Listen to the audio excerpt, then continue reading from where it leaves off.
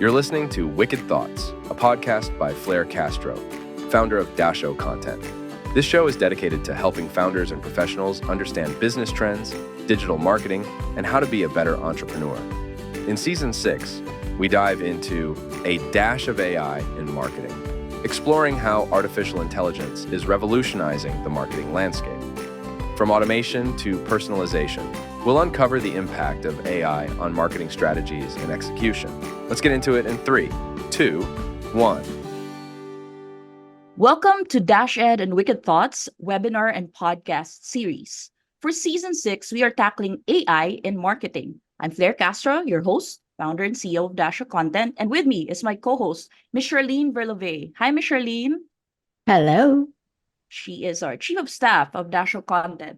But what is DashoContent all about? We are a content subscription platform, an AI marketing company, and we help marketing teams, such as the ones that Jaiun leads and startups, supercharge storytelling for their brands through content, code, and community. Dash Ed is our education arm, and Wicked Thoughts is my personal podcast. So we thought about combining both initiatives to champion AI in marketing in Southeast Asia. So, without further delay, let me introduce to you our guest today on the pod to talk about creative tech or creatives in tech.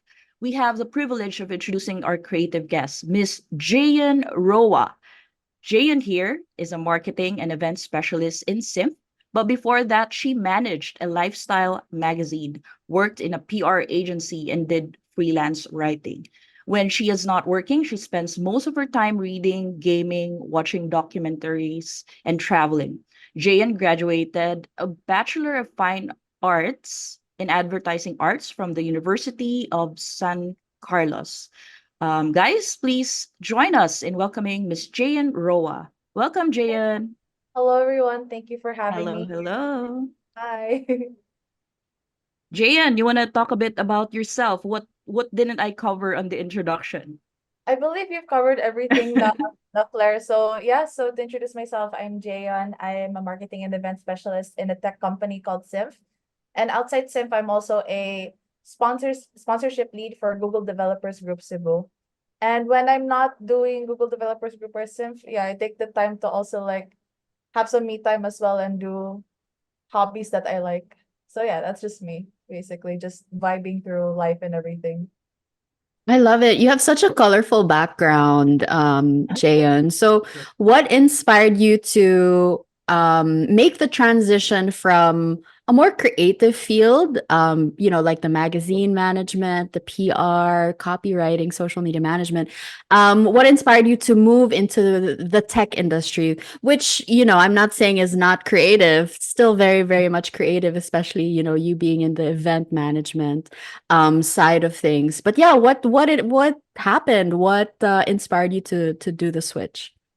Yes. So yeah, for as mentioned, I am a graduate of fine arts. So for over the past, I think I would say 3 years since I graduated, I've just been involved in the creative industry. Basically, I had jobs where I did copywriting, social media management, events, and when I started working for the magazine, I feel like all of the skills that I learned from college were there because we did photo shoots, we did a magazine layout, and we did creative direction for the concepts of our magazines.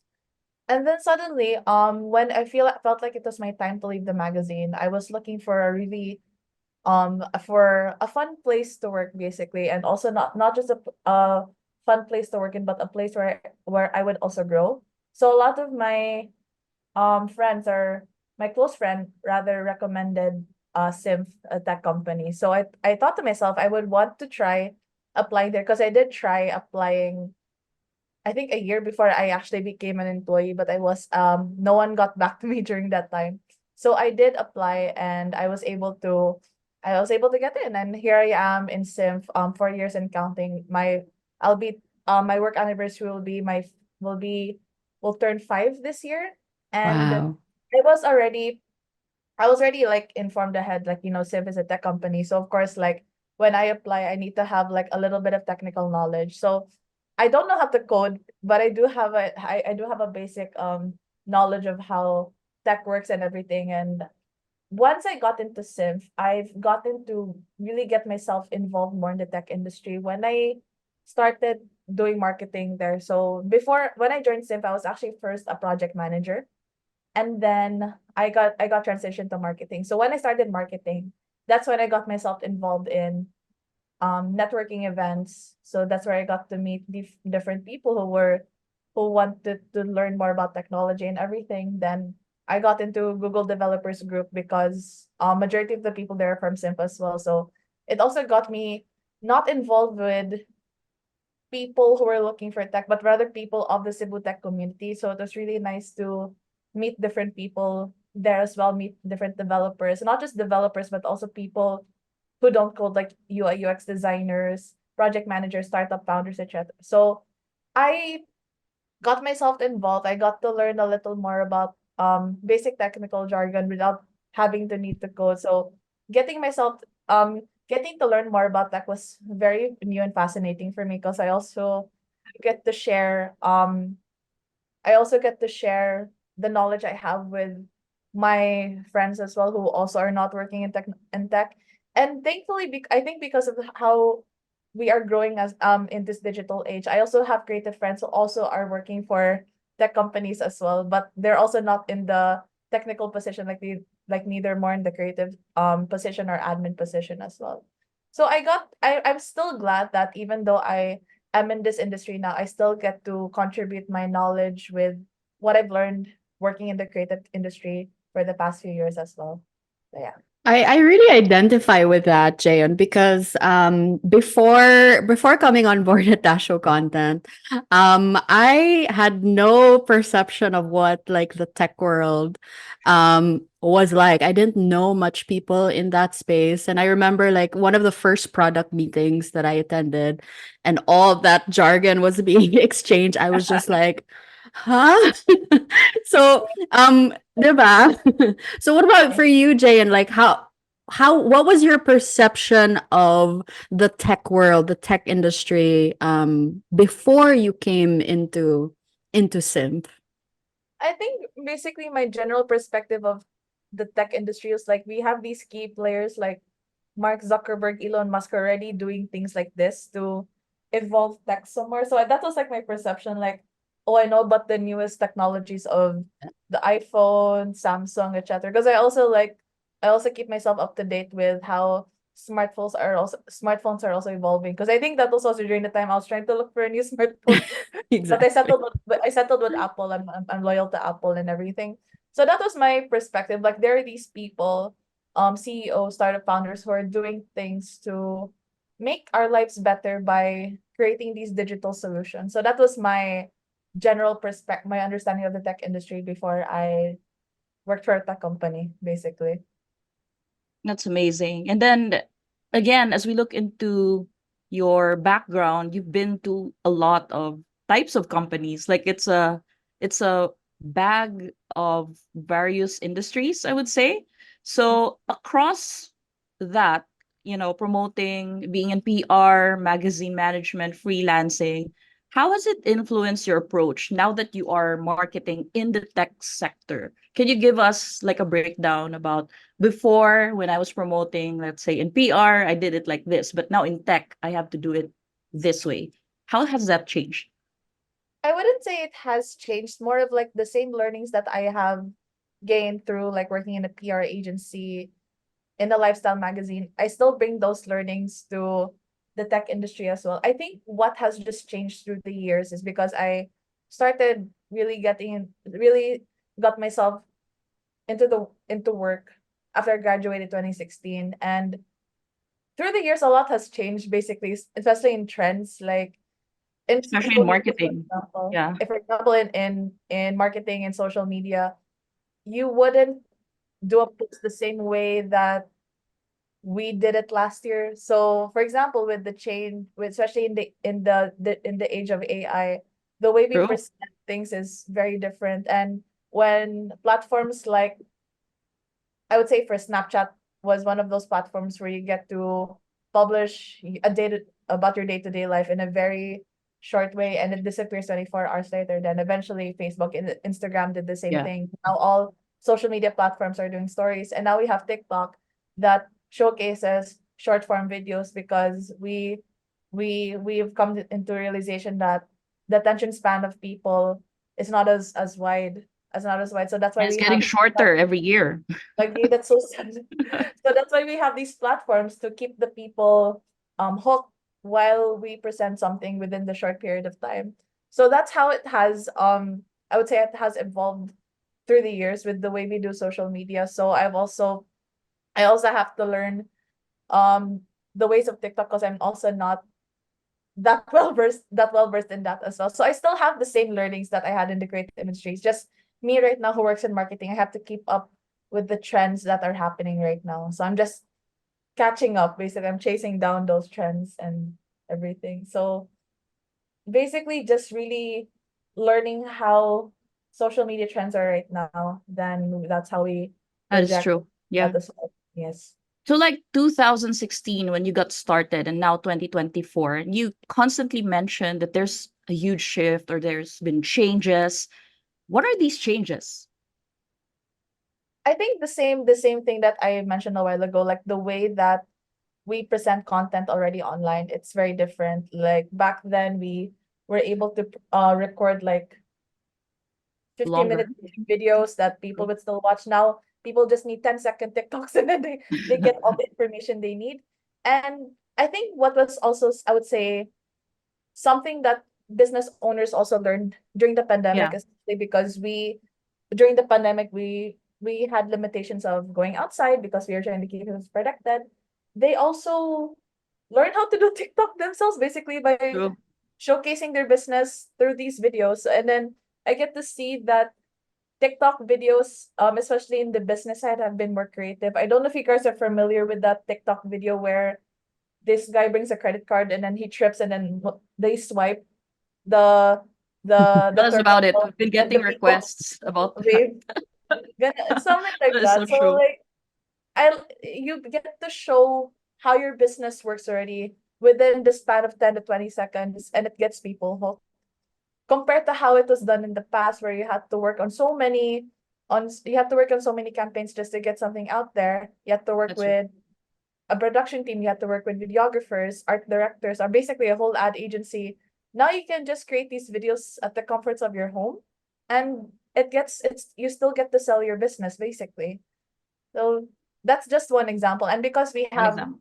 AI as a tool already, AI Exactly. can help us create something, say, for in my case, it used to take me a week to create a marketing plan now because I have tools like ChatGPT, Claude, I can get to do it in a day. But of course, at the end of the day, once the AI gives me the draft, I just do my own tweaks before I finalize it.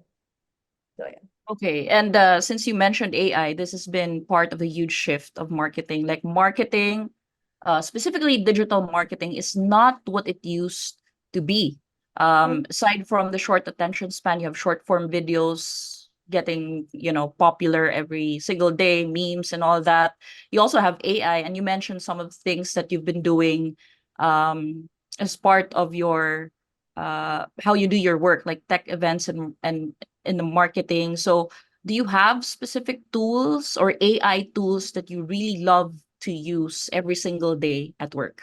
Can you For walk me, us through your whole process that for includes AI? me, personal, I think you guys know that there were a lot of hats in the marketing team. So True. so basically first in terms of content, I really like personally I like Claude's voice the most Ah, with all of the open AI tools that are out there. I like the way that that Claude sounds very human. So right. I get to use Claude the most when it comes to writing captions or blogs.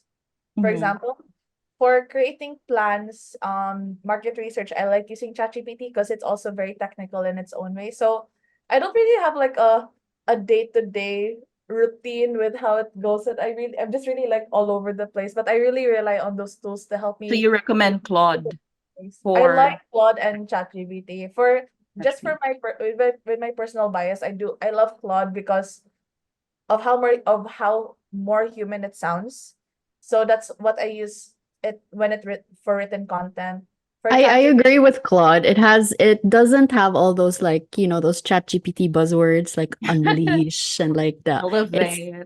it's still there, but like it's much less, in my observation. I actually found this LinkedIn post about like creating a banned list of words to use in ChatGPT. So whenever I write my prompt, I use that. You're right in a simple, then don't use these words. It's a long Yeah. list, but it helps get me going. Then for market research, for plans, I like using ChatGPT. And sometimes I also use Gemini as well. So I use all those three tools just to compare the outputs of everything. That's a really smart way to use AI, no? Like use several tools. Do you use the same prompts as well across all Yeah. those tools? I Same prompt. use same prompt, so that's why I get to compare which one I like the most. Yeah. Then if I feel like I need to improve the prompt, then I also improve the prompt along the way.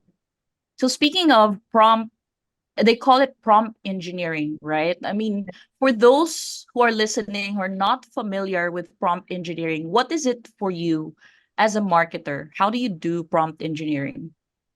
Basically, in my perspective or in layman's terms, prompt engineering is just basically teaching AI how to create your output. So instead of how do I say this? Instead of like getting a very simple, very generic outcome from the question you ask, you have to teach the AI to be more specific with what you want. So that's where your writing, in a way, writing skills comes in. So say for example, you Right. want a for example, in my case, I I write for Simf. So I say act as a marketing specialist of a tech company. You have the target audience of blah blah blah, and then Right.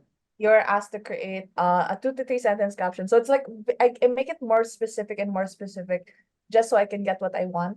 Then I also include like write in a straightforward manner, avoid using these complicated words as well. So Buzzwords.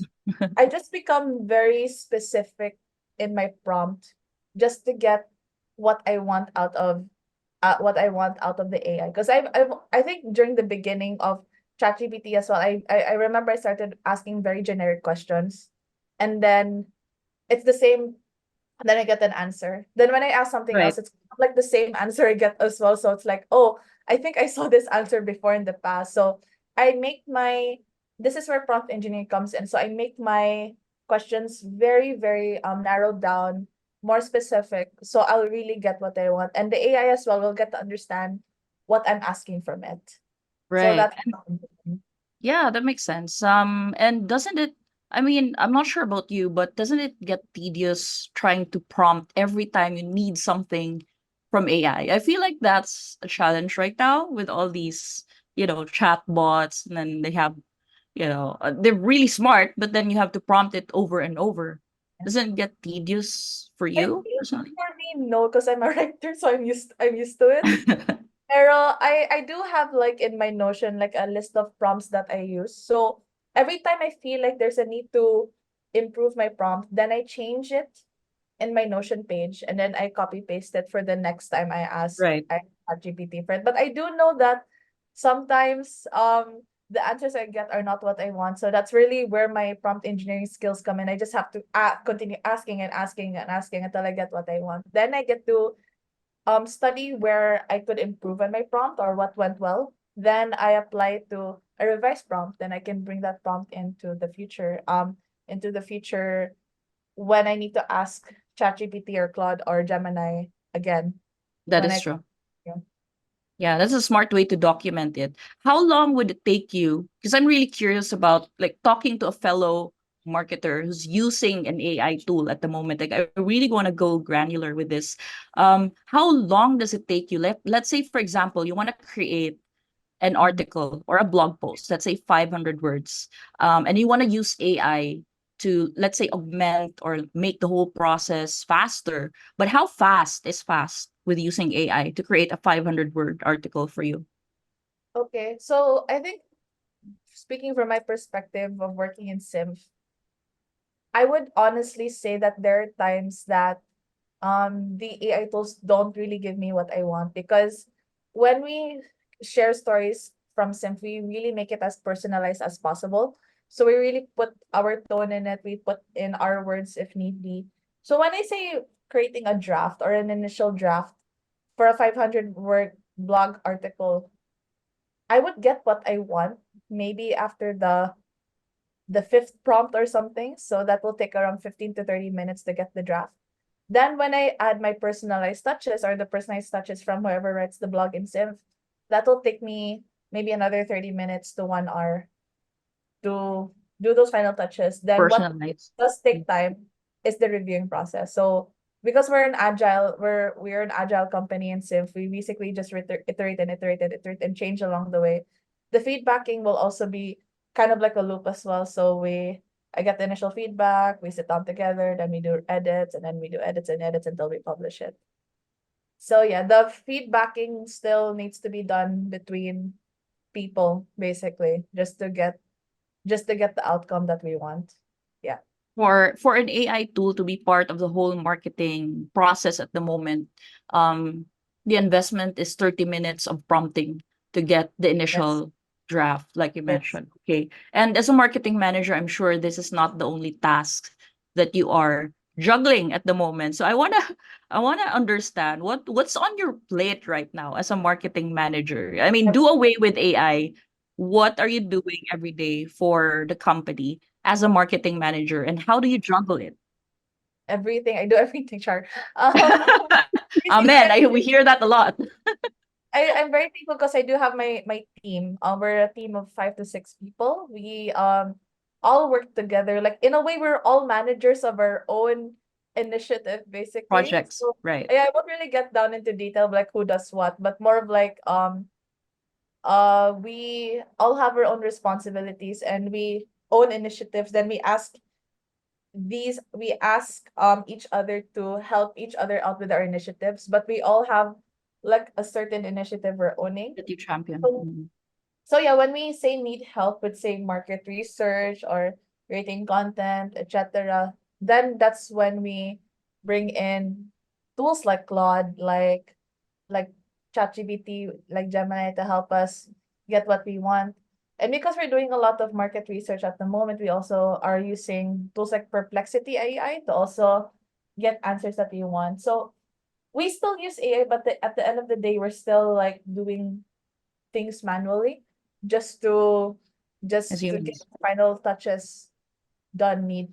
So I don't really have like a detailed a detailed description how my day goes because it's very erratic. Like a lot of things can change Amen to that. within the day. Like it's just really all You're over. But not alone.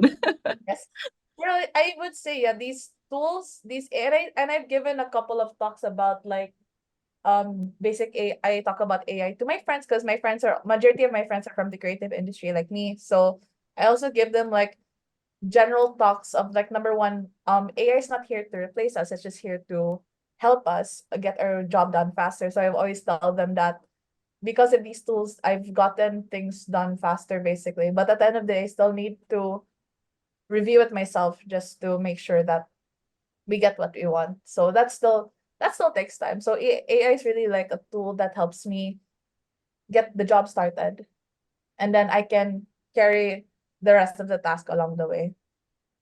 Yeah, that's why I Have you had to had ask. any pushback like when telling your friends about AI? Has anyone been like, "No, I'm never using that. That's, Yeah. I'm a creative, I do things myself. Uh, It defeats the purpose of creativity, blah blah blah." Like what do you say to that? yeah, I do have a story about that. So I believe like AI became a thing late 2022 to early 2023. And the one thing that really got me like so like annoyed was the fact that AI was stealing artworks or works of artists. And I have a lot of artist friends, and I was in Yeah. their shoes. Like, if I felt like I was in their shoes, like, my God, this is so annoying of all of the, and then I've seen how hard my friends work on in their artworks. It usually takes them hours True. to days to finish something. Then they even sell it in events, get the money. And then here comes AI stealing it. So I got really annoyed at first. I was like, oh, I'm never gonna use AI again. And then I remember we had this event last year called Tech Listens. This was actually the pilot of our Tech Listens event. So we collaborated with the creatives of Cebu. It was not like a huge event, it was just a small gathering just to talk about how creatives in Cebu are working and how tech can be a solution for them. So I remember our chief design officer said this so well. Like he said that AI for because we there was the controversial question like you're creative. What do you think about AI? Because there's been a lot of bashing about AI with the creatives and everything. So he made this very good point. I can't really quote him properly, but basically he covered like AI is just here to get, and it's basically what I said also a while ago. AI is here to get you started in the job, but you as the artist, you have the freedom to carry on what was initially created, then you do the final touches. So this can be, say, example, when you're creating a mood board, you can ask AI to create something, then you as the artist can carry it along and just finish up the work there. So I I do know, I think from my side, like from the creative from my side of my creative circle, like I think most of the people who are still using AI are really on the marketing team. The artists are still like doing their own doing their own thing. But that's just something I really remind them that AI is not here to replace us. I'm still very against AI stealing artwork, copyright infringement, etc. But it's really here to help you get the job started. So that's just basically what I tell them from my POV as well. Yeah, and so you have all these creative friends who are anti-AI basically, but then we know that AI is just going to be here for a Yeah, long time and it's going very to long time. progress pretty fast, right? Yes. So there's no way I would say disconnecting AI from the creative work that we do. So what would you suggest to them? How would they or how would you balance your creative instinct into more of the analytical approach required, especially in the tech industry? Can you expand on that, Flair? So how do you balance your, let's say you have your creative instincts, right? And then you have the analysis required in tech. Yes. Like tech is all about like numbers, like show me the numbers. How do you balance that side of you, like your creative and analytical side? Yeah. Personally, I'm someone who's very right brain dominant, so I have to admit that there are times that numbers scare me. Suggestions. Numbers scare me. Same. So that is something that I have to learn along the way because I came from an advertising background where we weren't taught analytics and everything. It's just when I started really getting into marketing that I was taught like your marketing is just not the creative side of like making things pretty. It's also there. You're also there to measure how your campaigns are performing as well. So there are very nice certifications like a very nice beginner course of Google Analytics and stuff that also gives me an overview of how it works. And then there's also very nice marketing books that I would say gives me a very nice introduction to analytics without making it too analytical. That makes sense. It's more narrative in a way. So I'm still learning, basically. I'm still in the process of like not being scared of numbers anymore. They're making analytics like as part of my day-to-day life. So I'm just learning along the way. Yeah. Balance is key, right? Yes. Jayan, what are you excited about the future in tech, whether it's AI or anything tech? I'm excited for in a way that it becomes easy for all age groups to use because I see people say in their 50s, 60s, they're still doing manual things. So I want to tell them that it's okay to kind of use tech to help you get the things done faster. I'm also excited to see how AI will evolve because I used to be very scared of how AI. I even told my team that guys, I'm so scared about what AI is gonna do for us in the future. It looks so scary. But I think because I've also been attending tech conferences, so I always hear the line that um AI is not here to replace you, it's just here to help you. So if you don't treat AI as like your ally or a tool that you can use every day, then it's gonna eventually replace you basically. Yeah. So I think when I kept on hearing that line, I'm like, okay, we're gonna be fine. We're gonna be fine. Like, just continue using AI as a tool that can help you with your day-to-day life, with your work, with your personal projects, whatever.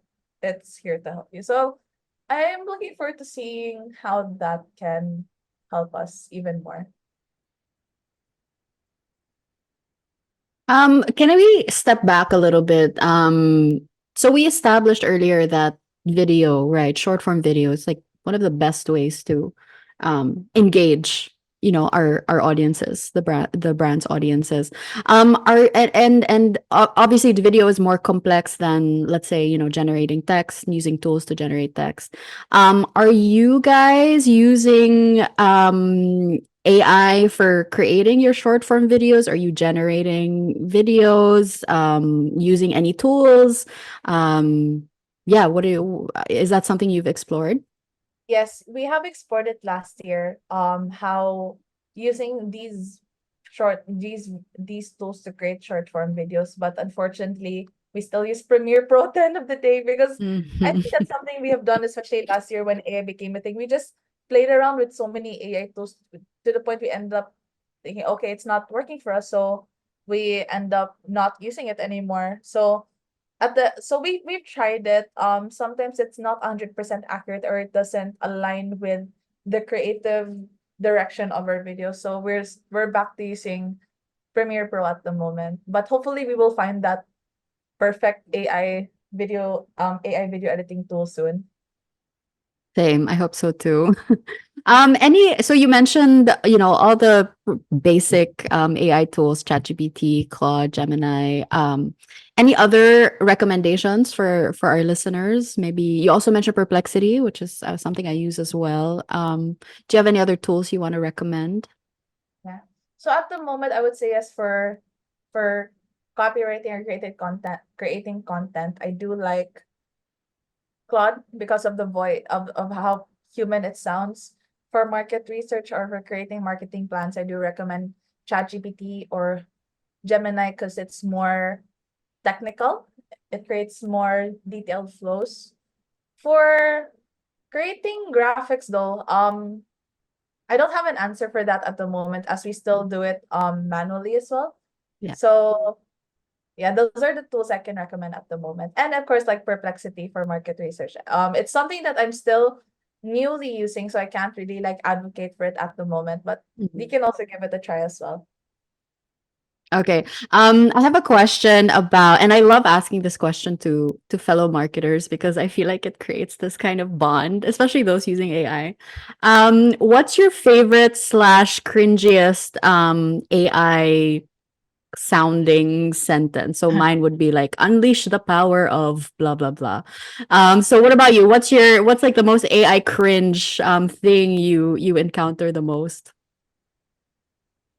Kind of when the caption starts with streamline, I'm like, oh no, because it's such a. Streamlined. I think it's because it's such an overused word already. So when ChatGPT gives me that, I'm like, oh no, stop. I'm like, stop. I think same similar with you, kind of Charlene. Like basically, like the unleash, the streamline, the boost, those words, we can already tell it's really ChatGPT Yeah. generated. So that's like when I create my prompt, I'm like, avoid using these lines of words. It's gonna just say it in a very like kind of very straight to the point kind of manner. So yeah, there's that. Same with you basically. Great. Did you see that there was someone posted screenshots of different brands and they had the same first All of line? them. Yeah. All Yes. of them started with like unleash something something. Yes, so that's why I had this conversation with my father. My father, he's in his 60s. He teaches in UP Cebu. So I also gave him a little bit of an introduction of how AI works because I also do tell him if you want to give it a try, maybe it can help you and stuff like that. So I did have this conversation. I told him that I can tell if a brand is using GPT with the social media caption they use. So when they use the unleash and the streamline, I'm like, nah, yeah, that's And the that's it. exaggerated emojis, I would say. As in, yeah, Too much yeah, I emoji. remember I remember I think in the earlier days when I was trying to make caption, okay, they gave so much emoji. I was like, stop, you don't Too need to use much. emojis. You don't need to use emojis. It's like, oh yeah. So, Jayan, what advice do you have for people who are kind of in a similar track as you, for professionals who are going from a very creative sector and considering moving into the tech space. What are some advice or some tips you can give them?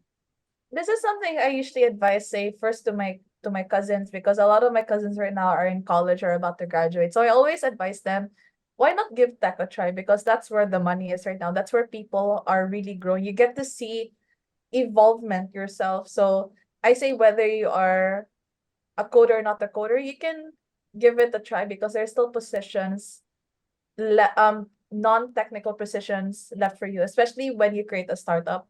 You get to form your own team of not it won't just be a team of developers. You're also going to have your project managers, your designers, your marketers to get the job done. So I told them that because I would say that tech is a fun industry to be in because you get to meet a lot of cool people who are creating things to make lives easier for us. And I recently had two friends who just moved into the tech industry. One is also doing marketing like me, marketing content, and the other one is doing HR, and they're really enjoying it because they get to also learn about generative AI and how it can help you as well. So that's a lot of the things that people in Sim, whenever they're asked to talk, the majority of the, I would say, like, the topic that we talk about the most is just an introduction to generative AI, that targets people who are in tech and non-tech, so they get to understand how AI can be of help to you. So that's my advice. Like, give it a try. Working in tech is fun. And this is a general advice I give to people. Like, if you feel like it's your time to explore new things, do it while you're young. Because I think for me personally, I Agree. like to explore new things instead of just staying in one place. Yeah. Give it a try to see what you really want. Yeah. That's really great. And then before we move on to kind of the sort of wrap up questions, we also established and we very much relate that marketers are very overworked. Marketers have, wear several hats. We're thinking of 100 things at the same time. So, Jayan, what do you do to relax and just kind of get away? What do you do to Oh, energize or re-energize and reinvigorate your passion and your energy for marketing? so I am someone who is a very, and it's kind of like a cringy term that I use with friends, but I'm such a work-life balance advocate. And I'm very thankful that Oh, I work in a company like SIF who really tells us to rest when our job is done. And they even tell us to take a break when we still feel sick. Like if we're still sick and we check in, they're like, nope, still take you can still take another sick leave, because this has happened to me quite a lot. Like, say I feel like I'm 100%, but I'm not yet 100%, then I end up getting sick. So that's the relapse that happens. So I'm very personally, we are in our company, we're flexi, so we can start and end work any time of the day. But I do have like my, say, routine out of my erratic schedule and everything. So I like starting my work in the morning and ending in the evening. So when it's the evening, I can do my own hobbies. Like I can journal, I can watch Netflix, I can read my books, I can play on my Nintendo Switch, because that's my way of recharging basically. That's my true. way of just wiring my brain for the next day. I always tell my team this, like, guys, by 7 to 8 o'clock, don't ask me questions anymore. I won't be able to answer properly. So that's just my way of saying I am unwinding and recharging for the next day. And I really also appreciate my weekends, because that's also the time I get to reconnect with hang out with friends, because I'm also the type of person, despite being an introvert, I also get my happy energy from like being with people. I love doing fun things like, going to a cafe or going to a gallery, a museum, whatever it may be. I also sometimes go roller skating. So I also have like I have a lot of like hobbies just lined up just to like keep myself entertained, because I don't like having a monotonous routine and everything. And also what helps is I do workouts every day. So that also really recharges my brain, well, mentally and physically. So that helps me function as well. So I'm also like a very huge workout advocate. Like get the exercise, the movement you need just to get your Happy hormones. happy Yeah. Hormones. hormones going, to be healthier, stuff like that. So yeah, I have a lot of I have a lot of A lot on your activities, hobbies list for hobbies, sure. yes, just to really get Same here. myself, yeah, recharged after a long day of work. So yeah. Okay. Yeah, super agree. I think having a passion or having a hobby, especially on the weekends, it's something to look forward to, right? And get you through the week. Thank you, Jayon. That was a really fun conversation. But before we end every podcast with a set of rapid fire questions. Are you okay Okay, with that? Okay. let's go. All right. So first off, live events or virtual webinars? Live. Live, creative brainstorming or driven decisions? Creative brainstorming. Okay. Focus work or multitasking? Focus work. Hmm. AI or human creativity? Human creativity. Okay. Now, what trend do you think is overhyped? We know Whether it's that for sure. AI, marketing, business, anything under the sun. What trend do you think is overhyped right now? What do you mean by overhyped? Like people think it's so great, but you're just like, yeah, I mean, no. I For really me, the can't. transition videos on TikTok. I'm sick of it, to be honest. Sorry, I answered. Just Oh, kidding. it's okay. Trying to get it off my chest. Actually, Overhyped. I don't have anything in mind at the moment, but when I do, I'll just chat, guys. I have my answer. So nothing at the Okay. moment. Yeah. Nothing That's fun. overhyped for you. Okay. Okay. What is one skill you think every professional should learn? The skill to wait, is it tip of my tongue? The skill to delegate when your plate gets full. Mm, I Agree. love that. They don't teach that in school.